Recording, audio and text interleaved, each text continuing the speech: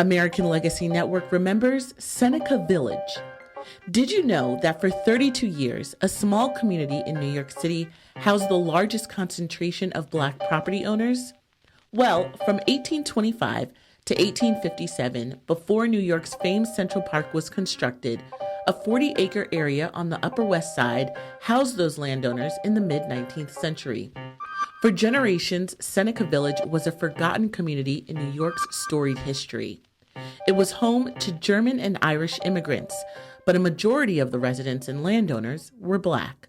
Seneca Village stretched from about 89th Street to about 82nd Street and 8th Avenue, which is now Central Park West, and then 7th Avenue. The area included around 50 homes, 3 churches, gardens, planting fields, and a school. In 1821, New York State required African American men to own at least $250 in property and hold residency for at least 3 years to be able to vote. Slavery officially ended in New York in 1827. That was 36 years before President Lincoln signed the Emancipation Proclamation. Of the 100 Black New Yorkers who were eligible to vote in 1845, 10 lived in Seneca Village. Like a lot of property owners in this period of the 19th century up here, people owned large tracts of land. It was mostly farmland up here. And when the city started developing, people started dividing up their property into lots for sale. We don't totally know exactly how African Americans specifically ended up buying property here, other than that they were initially interested because they were looking for space for burial.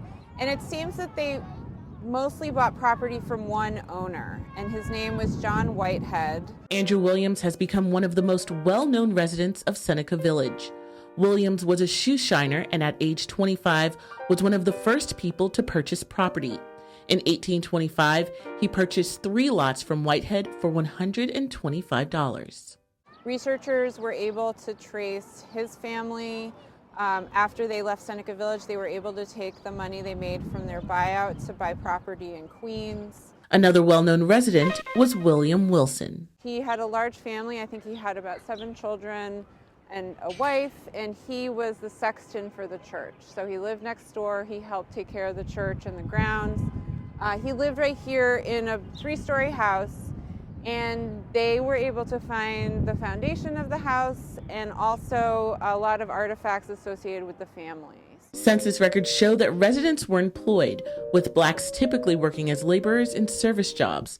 Although slavery ended in New York State in 1827, people of African ancestry continued to experience racism and discrimination. Residents of Seneca Village found refuge and relief away from downtown.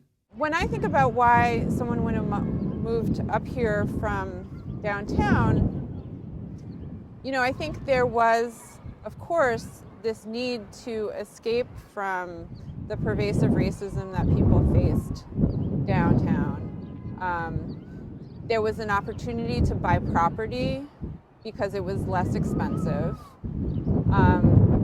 And then I also think about how it must have just been a more beautiful and healthy place to live and raise a family and maybe, again, build a community, which is what happened. But the residents' long hopes of living and building a thriving community for generations was short-lived. In 1853, the city decided to build what we now know as Central Park.